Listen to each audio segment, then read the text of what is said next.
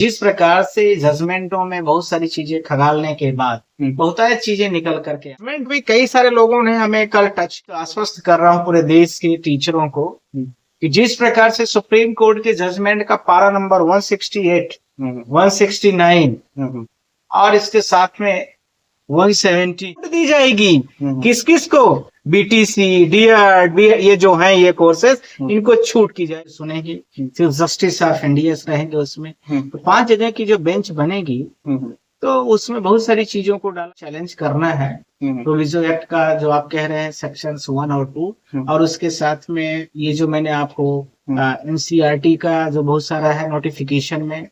नमस्कार, मैं हूं आपके साथ भास्कर तिवारी। डेटा अनिवार्यता के विषय को लेकर के एक बार फिर से सरकारी शिक्षकों के लिए एक उम्मीद जगी है।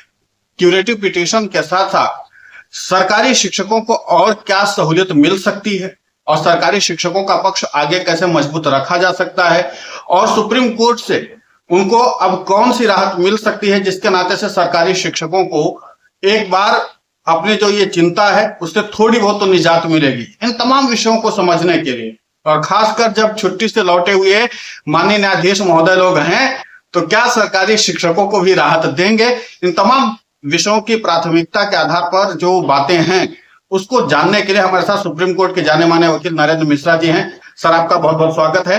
और पहला सवाल यही होगा, सरकारी शिक्षकों के लिए क्या खुशखबरी लेके आए?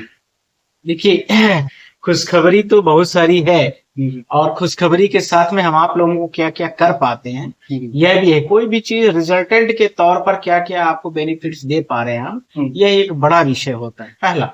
दूसरा, इसके साथ में मैं आपके माध्यम से बोलना चाहता हूँ कि जिस प्रकार से जजमेंटों में बहुत सारी चीजें खंगालने के बाद बहुतायत चीजें निकल करके आती है, बहुत सारी चीजों में आपको वो भी दिखता है, बहुत सारी चीजों में आपको निगेटिविटी भी आती है और बहुत सारी चीजों में आपको यह लगता भी है कि इसमें हमें कुछ मिल पाएगा या नहीं मिल पाएगा। तो जजमेंट भी कई सारे लोगों ने हमें कल टच किया और डेली ही कर रहे हैं, बहुत सारे लोगों का फोन भी आ रहा है। तो मैं तो अब इस बार इस केस को लड़ने से सबको डिनाई करता गया और यह मैं बोलने लगा कि देखो अब आप लोग किसी और से करा लो, क्योंकि इस तरह से मैं केस नहीं लड़ सकता हूं कि मतलब इस तरह से किसी केस को लड़ूं। पर हमारे मध्य प्रदेश रीवा के दुबे जी ने हमें फोन किया और उन्होंने बोला भैया हम लोगों का कहाँ जाएंगे हम लोग, और बहुत सारे हमारे स्टेट मध्य प्रदेश के लोग भी हमें फोन किए अलग अलग जिलों से।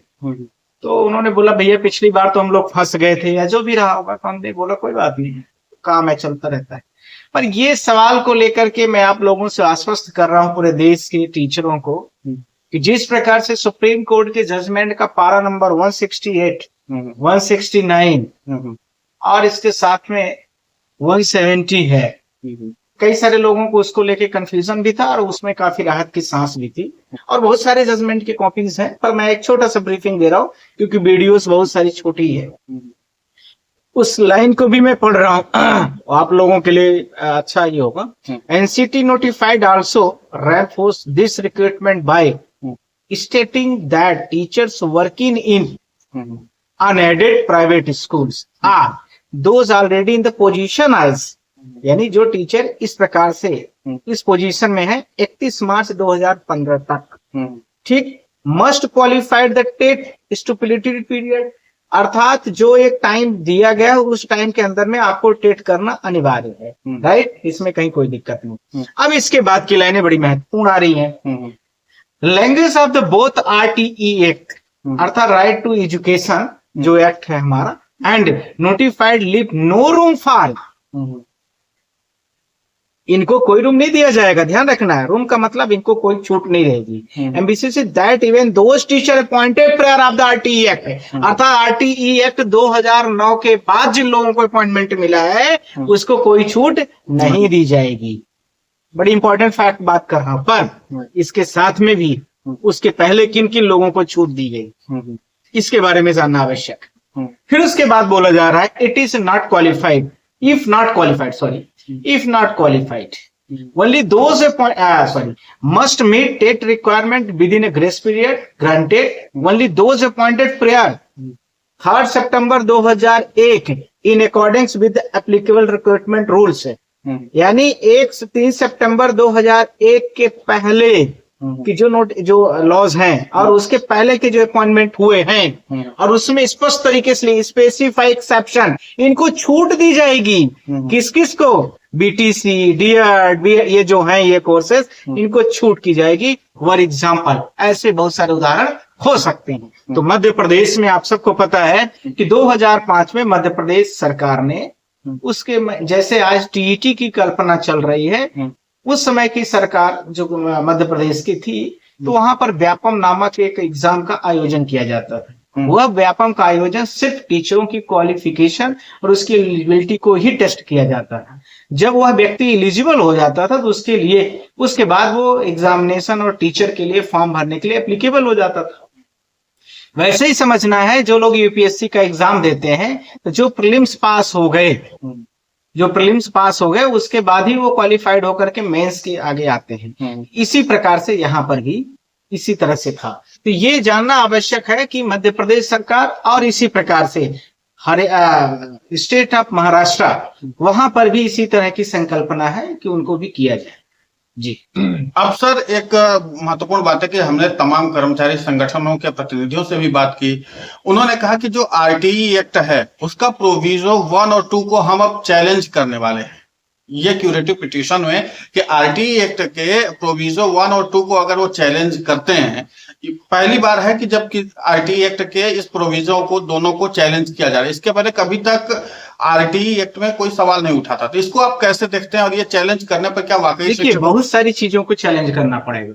कुछ चीजों को वीडियोस में बोल देना ही पर्याप्त नहीं है। कोई पिटीशन क्यूरेटिव है, 5 जजेस सुनेंगे, सिर्फ जस्टिस ऑफ इंडिया रहेंगे उसमें। तो 5 जजेस की जो बेंच बनेगी तो उसमें बहुत सारी चीजों को डाला जाएगा, हमें क्या क्या चैलेंज करना है। प्रोविजो एक्ट का जो आप कह रहे हैं सेक्शन 1 और 2, और उसके साथ में ये जो मैंने आपको एनसीईआरटी का जो बहुत सारा है नोटिफिकेशन में, जिसमें स्पष्ट बोला गया है कि इनको नहीं रखा जाएगा। तीसरा, सुप्रीम कोर्ट के बहुत सारे जजमेंट होंगे लगेंगे कि कोई भी वैकेंसी और अपॉइंटमेंट उसी आधार पर ही मानी जाती है जिसके आधार पर उस समय पर नोटिफिकेशन पब्लिश होता है।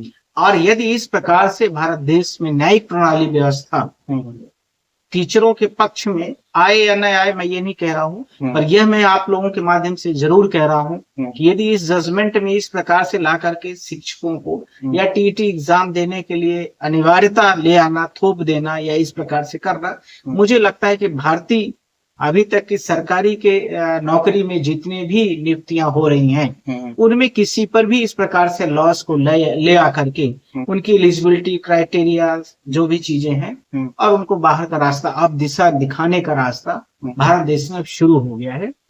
और आज टीचरों के साथ हो रहा है, कल और नियुक्तियों के साथ होगा, तीसरे कल परसों की सेवा के साथ होगा। पर अब जब इथिकली बैकग्राउंड से आपका ये सारी चीजों को लेकर के नहीं है, प्रिपेयर नहीं हो रही हैं, तो फिर इसमें सवाल आएंगे ही आएंगे। सवाल यह भी है इसके साथ में कि भारत सरकार जहां पर छतें टूट रही हैं, छतें गिर रही हैं, बच्चे स्कूल में ढह रहे हैं, बजट में 2%, 1% की भी व्यवस्था नहीं हो रही, और यदि जो अनाउंस किया भी जा रहा है कि बजट में इतने % टोटल जीडीपी का दिया जाएगा, तो उसका कुछ पार्ट रिलीज कर दिया जाता है तो कुछ नहीं दिया जाता है। तो जहां सरकार पूरी स्कूलों को निजीकरण की तरफ ले जाने की ओर अग्रसर है, वही दूसरी तरफ नई नियुक्ति, सरकारी नियुक्तियों को भी रोक लगाने की तरीके में ढूंढ रही है। तीसरा, इसके साथ में जो टीचर्स वगैरह या जो सरकारी नियुक्तियां हो गई हैं, उनको कैसे प्राइवेटलाइज कर दिया जाए, कि सारे टीचरों का काम धाम सब जो भी है वो प्राइवेट और निजीकरण कंपनियों के हाथ में आ जाए, जिससे यह कहते हुए सरकार को कोई भी दिक्कत नहीं आएगी कि जो हमने किया है वो आपको हमसे नहीं पूछना है, फला कंपनी शिक्षा व्यवस्था देखती है, वह उससे आप उसकी जिम्मेदारी से आप बात करिए।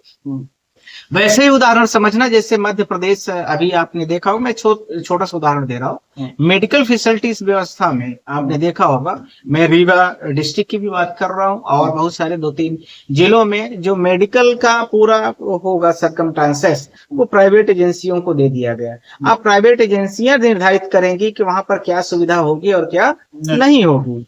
इस आधार पर शिक्षा व्यवस्था में बात हुई तो शिक्षा में जो गरीब के बच्चे होंगे वो कहाँ पढ़ेंगे? हम सब सरकारी स्कूल में पढ़ेंगे। मुझे लगता है कि आज से 20 साल 30 साल पहले बात की जाए तो सरकारी स्कूलों का इतना ज्यादा प्रचलन और इतने अच्छे विद्वान टीचर होते थे, आज भी है उनमें, क्योंकि उनको इतना अनुभव हो चुका होता है, क्योंकि वो इतने एग्जामों को क्लियर करके आए हुए होते हैं। तो ये सारी चीजें हैं। अब इसके साथ में दूसरा मेडिकल फैसिलिटीज, इसी मैंने थोड़ा पॉइंट जोड़ दिया है उदाहरण को संतुष्ट करने के लिए, कि जिस प्रकार से सरकार प्राइवेट और निजीकरण में हर चीजों में व्यवस्था उपलब्ध करा रही है, तो ये साबित होगा कि सरकार अपनी जिम्मेदारी से भाग रही है। पहले एम्बुलेंस आप बुला लेते थे, सरकार का एक टोल फ्री नंबर होता था 108 क्या रहता था, ठीक। आज एम्बुलेंस को ब्लिंकिट से बुलाया जाता है, ब्लिंकिट ले आओ एम्बुलेंस। यानी सरकार की जवाबदेही खत्म हो रही है, सरकार की जिम्मेदारी अपनी भाग रही है, सरकार अपनी चीजों को साफ सुथरा नहीं कर रही, मजबूत नहीं कर रही है। प्राइवेट कंपनियों के माध्यम से उनको कमीशन और जो बहुत सारी चीजें होती हैं, परसेंटेज, वो सारी चीजें अपनी मिल जाते हैं, तो उनको कोई काम करने की जरूरत नहीं है। जनता सिर्फ और सिर्फ क्या करेगी, टैक्सेस वसूले का एक रिसोर्स होगा जिसमें जनता से वसूला जाएगा, और नहीं करेंगे तो आपकी संपत्तियों को भी जब्त कर लिया जाएगा, डायरेक्ट आपके अकाउंट से डायरेक्ट विड्रॉ कर लिया जाएगा। ये सब सरकार अब जबरदस्ती आपसे करके करेगी। अब सर प्रश्नों को आगे बढ़ाते हैं। आपने जब ये फैसला आया था तो एक बात कहा था कि 25 लाख शिक्षक अगर मैदान में उतरेंगे तो निश्चित तौर पर यह फैसला बदल जाएगा। अब यहीं से सवाल शुरू होता है। शिक्षकों ने दो धड़ा बना लिया है। पहला धड़ा है कि जो विधायी तौर पर यानी कि संसद के जरिए इसका समाधान निकालने की कवायद में जुटा हुआ है, और दूसरा धड़ा यह है जो अब वकीलों से अप्रोच कर रहा है कि धीरे धीरे करके क्यूरेटिव पिटीशन की ओर आ रहे हैं। क्या लगता है इन दोनों जगहों पर जो दो नाव की सवारी है, सफलता किस ओर जाएगी? देखिए, ये कह देना कि किसमें सफलता मिलेगी और ये कह देना कि किसमें सफलता नहीं मिलेगी, दोनों में थोड़ा सा अंतर है और दोनों को समझ लेना आवश्यक।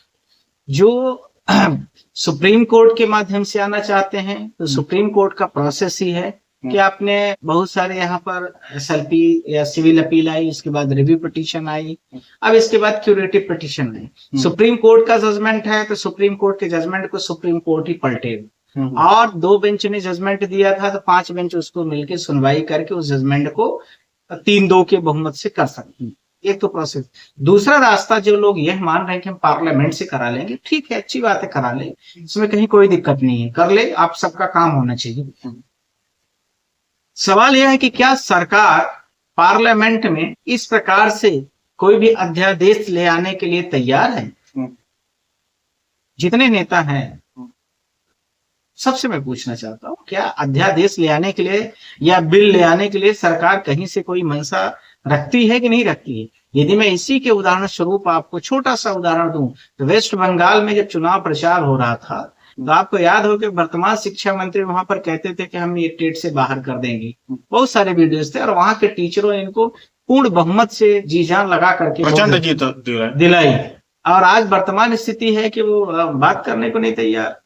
इस आधार पर, और जो बहुत सारे लोग टीचर एसोसिएशन के या जो भी हैं टीचरों से जुड़े हुए लोग होंगे, वो अपना जो पहल कर रहे हैं वो करें, उसमें क्या विषय है। यदि सुप्रीम कोर्ट आपके फैसले को पलट देती है तो आपको कहीं जाने की जरूरत नहीं है, और यदि ऑर्डिनेंस बिल आ जाएगा तो सुप्रीम कोर्ट भी कुछ नहीं कर पाएगी, उसमें वो प्रोसेस ही है। तो ये सब कहना कि एक दूसरे पर आरोप प्रत्यारोप लगाने की कोई आवश्यकता नहीं है।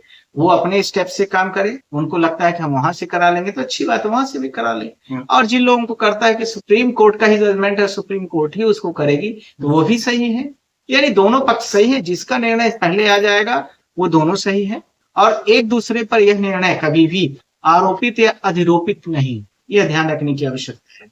जब मैं आपका इंटरव्यू करने आ रहा था तो मुझे 2-3 फोन आए। हाँ, उन्होंने ये प्रश्न पूछा है कि हम रिव्यू में याचिकाकर्ता नहीं थे, क्यूरेटिव पिटीशन में क्या उनको मौका मिल सकता है, कोई क्यूरेटिव पिटीशन फाइल कर सकते हैं, या अगर वो रिव्यू में नहीं थे तो वो क्यूरेटिव पिटीशन फाइल नहीं कर सकते? नहीं, देखिए, ये जो जजमेंट है लगभग 25 लाख टीचरों पर आरोपित, जो लोग उसमें पर पार्टी नहीं थे वो भी आ सकते हैं, और जो पार्टी थे वो भी, क्योंकि इस ऑर्डर के बाद पूरे 25 लाख टीचर प्रभावित होंगे। इसलिए यह कह देना पूरी तरीके से कि वो नहीं आ सकते, वो बिल्कुल ही मतलब इथिकली, और वो परमिशन एक एप्लीकेशन जाती है कि हम क्यूरेटिव पिटीशन फाइल करना चाहते हैं, हमारा ये ग्रेवियंस है, तो उसमें सारे लोग कवर। अब सर, क्यूरेटिव पिटीशन जब बात चल रही है तो सरकारी शिक्षक खासकर मध्य प्रदेश के ज्यादा चिंतित हैं। अगर वो मध्य प्रदेश शिक्षक जो हैं वो आना चाहते हैं क्यूरेटिव पिटीशन के लिए, तो कौन सी प्रक्रिया फॉलो करके वो क्यूरेटिव पिटीशन फाइल कर सकते हैं, और इसमें उनको किन किन बातों को ध्यान में रखना होगा? जिनको आना है वो आए, जिनको नहीं आना है वो न आए। क्योंकि अब मैंने पूरा ये सब देख लिया है, ये भारत देश के शिक्षकों को भी, और इतना लंबा चौड़ा इनका प्रोसेस है। मुझे जितने फोन आ रहे हैं बार बार, उन सबका एक कंक्लूजन निकला, उस कंक्लूजन को मैं आप सबके माध्यम से शेयर कर रहा हूँ।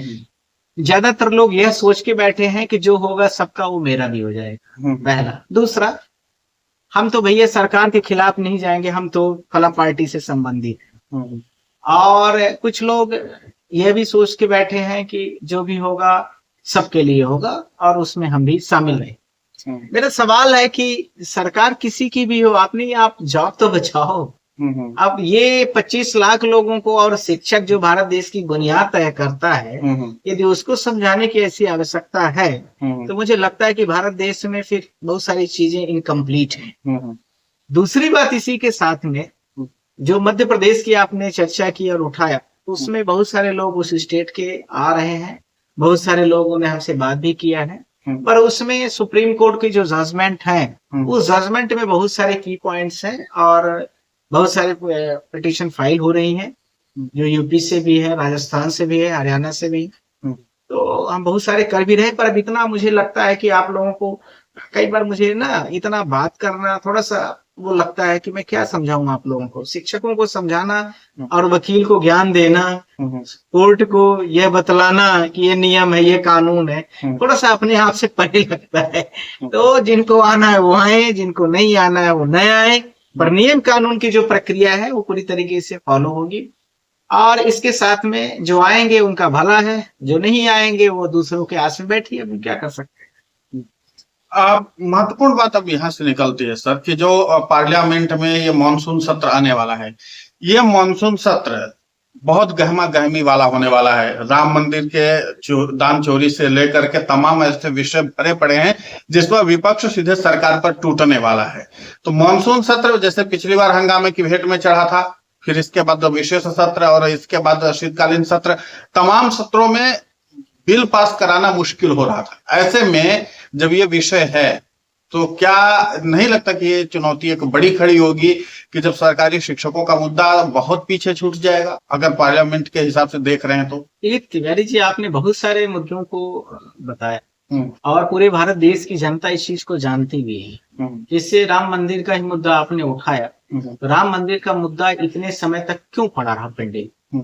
और जब वो चोरी का जो सवाल आया, सीसीटीवीज आए, बहुत सारी चीजें आई, तो अभी तक सरकार ने क्यों उस पे एक्शंस नहीं लिए थे? जितने आरोप थे उन आरोपों की जांच होनी चाहिए थी, जुडिशरी कमेटी आप बैठाते। इसके साथ में यह जो मुद्दा है वह सिर्फ और सिर्फ धर्म और आस्था का विषय को लेकर के, जिसमें इस प्रकार से जो लूट हुई है वो भारत देश में दिन दहाड़े एक डकैती की तरह है। इसमें मुझे कहने में कोई हर्ज नहीं है, कोई कितना ईमानदार है और कितना पाक साफ है, यह मीडिया वाले और किसी पार्टी के नेता विशेष कह करके उसको इस पूरे केस से बाहर नहीं कर सकते। यदि इन्वेस्टिगेशन हो रहा है तो उसको फ्री फेयर तरीके से होने दिया जाए, और उसके साथ में जिन लोगों के ये सारे आरोप लगाए जा रहे हैं उसको साफ सुथरे तरीके से उसका एक प्रॉपर फिल्म तैयार करके उसको किया जाना चाहिए। पर आप जनता और मीडिया यह कह करके उसको न बचाने की कोशिश करे कि वो तो बड़े उज्जवल भविष्य वाले हैं, बड़े साफ सुथरी छवि वाले हैं, तो साफ सुथरी छवि वाले हैं तो इतनी बड़ी चोरी क्यों हो गई? सवाल तो यही उठता है।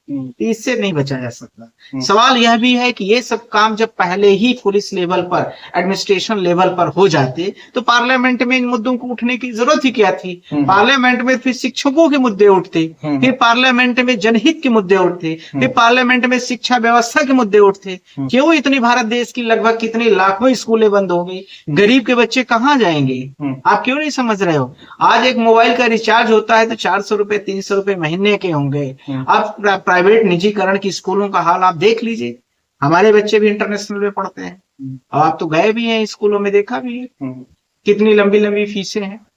तो ये सारी चीजों को मैं आपसे कहना चाहता हूं कि भारत देश में जिस प्रकार से निजीकरण को बढ़ावा दिया जा रहा है, सामान्य परिवार, गरीब परिवार और शिक्षा जो एक संवैधानिक अधिकार था आर्टिकल 21 का, उसके बारे में भारत सरकार फिर न सोचे। भारत सरकार सिर्फ ये सोचे कि हम अपना किस प्रकार से वोट बैंक की पॉलिसीज कर रहे हैं और करेंगे। और ये शिक्षा प्रणाली को पूरी तरीके, जैसा कि मैंने आपको पहले ही शुरू में ही बताया, प्रथम दृष्टया सरकार चाहती कि कोई ऐसी प्राइवेट कंपनी और एजेंसी, जैसे एनटीए है एग्जाम देने वाली एजेंसी, बिजली देने के लिए विभिन्न प्रकार की बिजली वाली कंपनियां बना दिया जाए। सरकार सिर्फ टैक्स देती है, बिजली वसूली करती है और पैसा लेती है। इस प्रकार की एजेंसी को मैंने आपको मेडिकल डिपार्टमेंट में भी बता दिया। इसी प्रकार से सरकार को ऐसी कोई एजेंसी चाहिए जो इस पूरी व्यवस्था को चलाए और सरकार सिर्फ देखने के लिए बैठे और तमाशा करे और टैक्सेस ले। नहीं देंगे तो पुलिस की चाटुआ पुलिस वाला भेज देगी या अपने गुंडे बवाली को भेज देंगे और आपसे जबरदस्ती करके आपकी आवाज को दबाया जाएगा, कानूनी अधिकारों से वंचित किया जाएगा। जैसा कि यहाँ पर दिख भी रहा है शिक्षक वाले मुद्दों पर, कहीं ना कहीं मुझे जोड़ना चाहिए यहाँ पर कि शिक्षकों की तरह इस तरह से होना थोड़ा कहीं ना कहीं पर बच्चों के साथ, जो भारत देश के बच्चे हैं, छत टूट रही है, गिर रही है, स्कूलें बंद की जा रही हैं, फिर भी सरकार वहां पर पैसा नहीं इन्वेस्ट कर रही है। जीडीपी का जितना पहले 4%, 5% खर्च होता था, आज 1% शिक्षा व्यवस्था में नहीं खर्च हो रहा है। सरकार दे ही नहीं रही, रिलीज ही नहीं करती फंड। कहने के लिए बजट में इतना पैसा आपको दिया जा रहा है, फंड रिलीज तो करे, छतें गिर रही हैं। तो ये सब कहीं ना कहीं पर सरकार, वही मैं आपसे बात करना चाहता हूँ, इसीलिए शिक्षकों के साथ भी सरकार अभी खड़ी होती नजर नहीं आ रही है। जी अब सर, जब ये टेट की बात तो निकली है, तो टेट से के रिगार्डिंग अभी शिक्षकों ने जो मुद्दा उठाना शुरू किया कि आप क्वालिटी एजुकेशन की बात करते हो, तो क्वालिटी एजुकेशन सिर्फ टेट पास करवा देना ही काफी नहीं है, फिर आप प्रॉपर शिक्षक की भी तो भर्ती के लिए सरकार को डायरेक्शन करिए कि हर स्कूल में हर विषय के प्रॉपर शिक्षक होने चाहिए। तो उस बिहाफ पे बहुत से राज्य सरकारें जो है वो कम से कम करोड़ों की तादाद में, अगर सभी राज्य सरकारों को किया जाए तो लगभग 10 से 15 करोड़ लोगों को रोजगार भी मिल जाएगा, बच्चों का भविष्य भी सुधर जाएगा सरकारी स्कूल में। तो सिर्फ क्वालिटी एजुकेशन के नाम पर टेट परीक्षा लेने के बजाय जो आप वो चाहते हो, तो उसी टेट परीक्षा के जरिए और शिक्षकों की भर्ती करवा के क्वालिटी एजुकेशन बना लो। मैं आपको इस प्रश्न के जवाब में दो बड़ा प्रमुख मुद्दा बोलना चाहता हूँ। ये देश के लिए बड़ा गंभीर विषय है। किसी मिनिस्टर ने भारत देश का भी बोला है कि भारत देश में अब इंजीनियरिंग बैकग्राउंड और एमबीए बैकग्राउंड के बच्चों के अब उनका कोई जरूरत बहुत ज्यादा नहीं बची। पहला बहुत गंभीर विषय है। दूसरा, भारत देश में जो इस समय पर नौकरियां मार्केट में दिख रही हैं तो कौन सी होती है? डिलीवरी बॉय की होती है, या फिर उसके अलावा आप ये बाइक चलाने वाले होते हैं बच्चे, इनके लिए हो गई है, या यानी अर्थात मेरे किड वर्कर्स या अर्थात इसका मतलब कि 15-20 हजार से लेकर के 30 हजार ज्यादा से ज्यादा इस सैलरी के बच्चे अब भारत देश में तैयार किए जा रहे हैं। और उसका प्रमुख कारण है, बहुत गंभीर बात हो रही है ये, इसका प्रमुख कारण है कि भारत देश की जो शिक्षा व्यवस्था है वो पूरी तरीके से वैश्विक लेवल से न रख करके भारत देश के इस लेवल में ले आई जा रही है। और उसके दो प्रमुख कारण, इसके भी दो प्रमुख कारण, सरकारी स्कूलों को बंद किया जाए, टीचरों को इतना काम ले लिया जाए कि वो शिक्षा पढ़ाई लिखाई को छोड़ करके बाकी सरकार के ये थंब अंगूठा लगाना है तो बारिश हो रही है तब भी वो जाएंगे लगाने के लिए, नहीं तो उनके अटेंडेंस के पैसे कट जाए। शिक्षक को क्लास लेने से आज तो शिक्षकों की मौत हो गई। वही तो मैं कहना चाहता हूँ, करेक्ट। शिक्षकों को यह ज्यादा आवश्यक हो गया कि थंब इम्प्रेशन लगाएं, न कि ये आवश्यक है कि क्लास अच्छी है।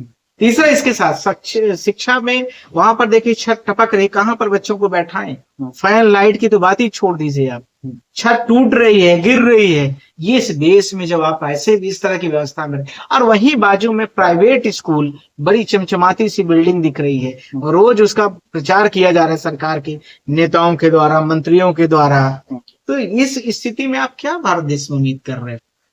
मुझे लगता है कि वर्तमान जो व्यवस्था भारत देश की है वह कहीं न कहीं पूंजीवादी 100% होकर के अपनी छवि को बचाए रखने के लिए और इस प्रकार से कार्य करना चाहती है कि वो अपनी जिम्मेदारी से भाग जाए।